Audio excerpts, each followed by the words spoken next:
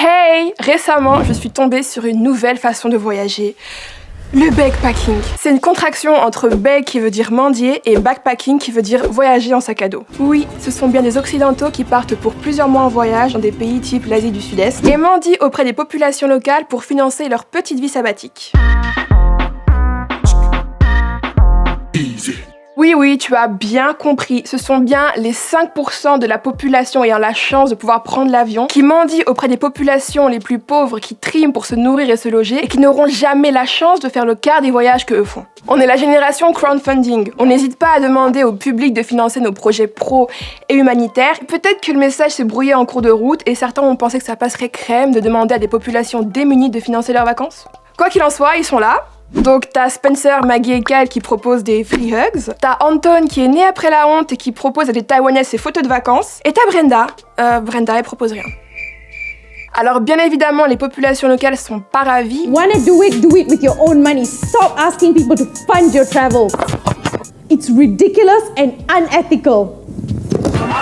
D'une part parce que dans beaucoup de pays c'est illégal, quand tu pars en vacances avec un visa touristique, t'es censé pouvoir subvenir à tes besoins. Et dans certains cas, ça frôle même l'arnaque. Certains backpackers n'hésitent pas à apitoyer les populations en leur faisant croire qu'ils sont coincés, qu'ils ont plus d'argent pour rentrer chez eux, ce qui bien évidemment est faux. Petite pièce!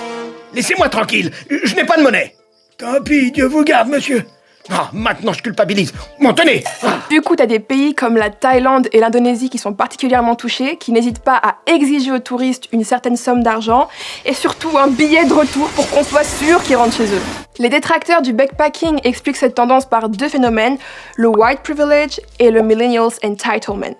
Alors le white privilege, c'est le privilège blanc que tu tires de ta couleur de peau, et le millennials entitlement, c'est le sentiment bien spécifique à notre génération, donc les millennials, qui consiste à croire que tout nous est dû. Et en parlant de white privilege, dans quel monde tu verrais un passeport congolais ou pakistanais prétendre à un visa belge en disant « Écoutez, j'aimerais me prendre des petites ou des très très longues vacances, et si à un moment j'ai plus d'argent, je distribuerai des câlins dans la rue ».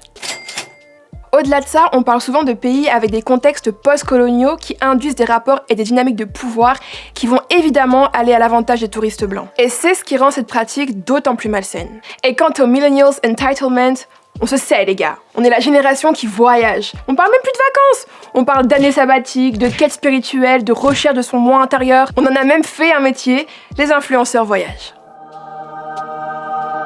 Donc, t'en as certains pour qui faire le tour du monde est devenu une étape charnière, un besoin vital qui justifie que tu mendies auprès des populations souvent plus défavorisées que toi.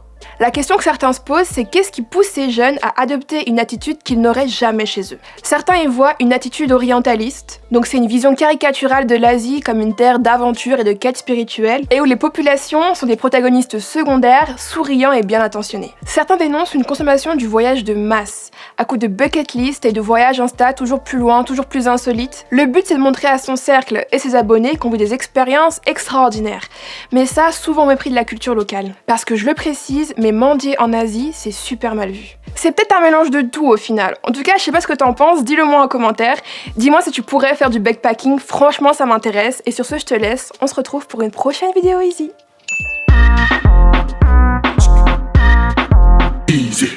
Et je suis sûre que t'as oublié de liker cette vidéo, et de la commenter, et de la partager avec tes potes. Et si t'as un avis pour nous, n'hésite pas à nous l'envoyer en DM. Et si tu follow pas encore Tarmac, c'est le moment de le faire.